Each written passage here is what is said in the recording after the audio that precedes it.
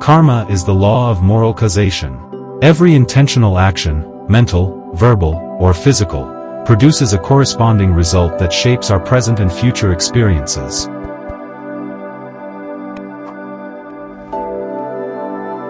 Every life is a link in the chain of becoming. With each link forged by karma, the cycle continues, unless wisdom breaks it. The wheel of rebirth continues due to ignorance and craving. Only by understanding karma and cultivating wisdom can one break free from this cycle. Rebirth is not a soul moving to a new body but a stream of consciousness continuing, conditioned by past karmic tendencies. Not all karma bears fruit immediately. Some actions create instant results, while others mature over time or in future lives. One's rebirth realm is not a reward or punishment but a reflection of one's accumulated mental, verbal, and bodily actions. Just as a shadow follows the body, karma follows consciousness. We cannot outrun the results of our actions. Past karma determines where and how we are reborn, but present actions shape the future. We are not bound, we can change. No being escapes the consequences of their actions. Even in lifetimes far ahead, the seeds of karma ripen when conditions are right. The intention behind an action is what defines its karmic weight. A deed done with compassion differs vastly from one rooted in greed. Understanding karma doesn't mean fatalism. It means responsibility. We are the heirs of our own deeds, and thus we shape our destinies. The cycle of rebirth is called samsara. It is marked by birth, aging, death, and suffering, driven by our clinging and karmic tendencies. Rebirth doesn't happen at random. It is the natural consequence of craving and clinging, powered by karmic energy. Acts of generosity, morality, and meditation lead to good karma, which purifies the mind and sets one on the path to liberation.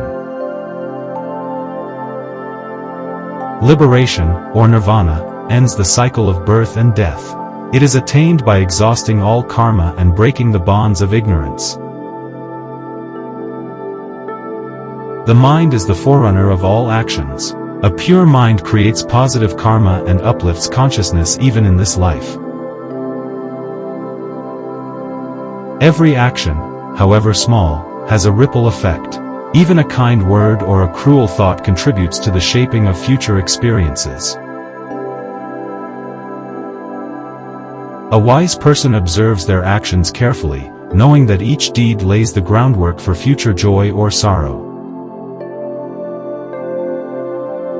One who acts with love and wisdom creates karmic causes for peace and happiness, both now and in lifetimes to come. Death is not the end but a transition. The karmic force carries consciousness forward, determining the conditions of the next existence. Good karma is like a bank account. It provides support during difficulties and leads to favorable conditions in this and future lives.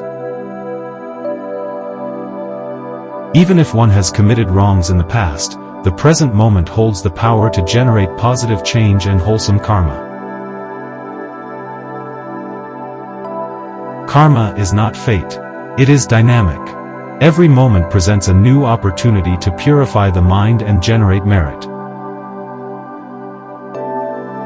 Rebirth occurs according to the dominant karmic impressions in the mind at the moment of death. This is why mindfulness is crucial. Craving is the fuel of rebirth. Letting go of desire weakens the karmic momentum that leads to new existences. Those who live with ethical integrity, generosity, and mindfulness accumulate merits that lead to peace, joy, and higher realms of rebirth. All beings are caught in the cycle of birth and death until they awaken to the truth of impermanence and non-self. To understand karma is to understand that we are constantly creating our reality through thought, word, and action. Each rebirth offers a chance to grow spiritually, to correct our course, and move closer to awakening. Ignorance is the root of all karmic bondage. Wisdom cuts through this ignorance and reveals the path to liberation. Karmic tendencies can be inherited, not genetically, but through deeply embedded mental habits passed across lifetimes. A person's current situation is not solely the result of this life's actions, it is the culmination of many lifetimes of karma. Those who understand the law of karma live with care, knowing that each moment holds the power to uplift or degrade the mind. Karma is like a seed. Nurture wholesome seeds and the fruit will be peace and joy. Nurture unwholesome ones and suffering follows.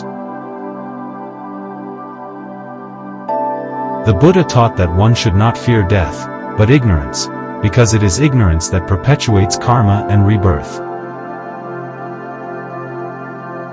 Bad karma can be weakened or overcome through repentance, right action, and cultivating wisdom and compassion. Rebirth may occur in many realms: human, animal, celestial, or hellish, depending on the karmic weight of one's actions.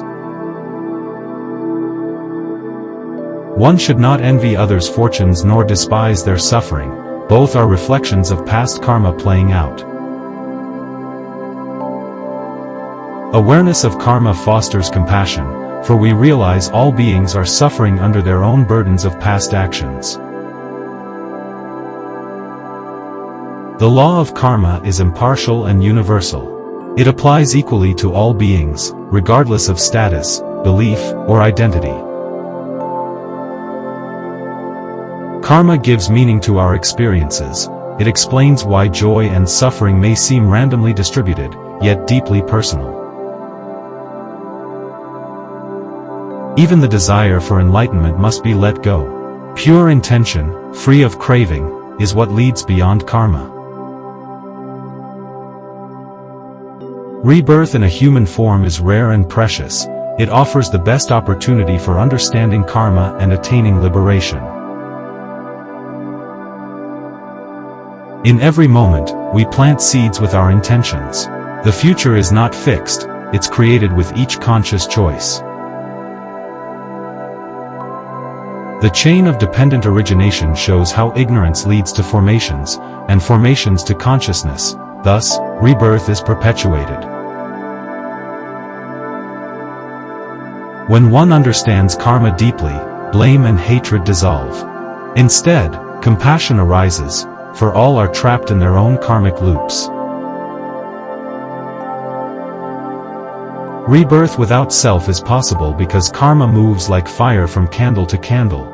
No self is transferred, only conditions. The past influences the present, but it doesn't imprison it. Wise choices now can outweigh even the darkest karma. Letting go of clinging is the beginning of liberation. Where there is no attachment, there is no new karma, no rebirth.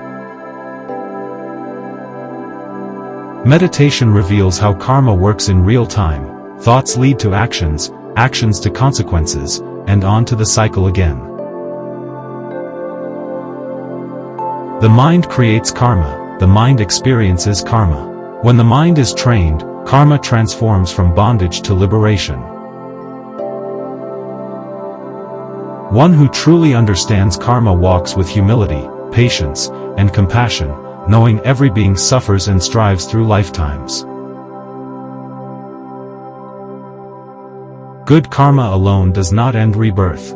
One must transcend both good and bad karma through detachment and realization. Final release comes when no new karma is made, and old karma is exhausted. This is nirvana, the unconditioned, beyond birth and death. These teachings of Gautam Buddha focused on karma and rebirth. Hope you enjoyed the video. Don't forget to like, subscribe the channel and share the video. Thank you.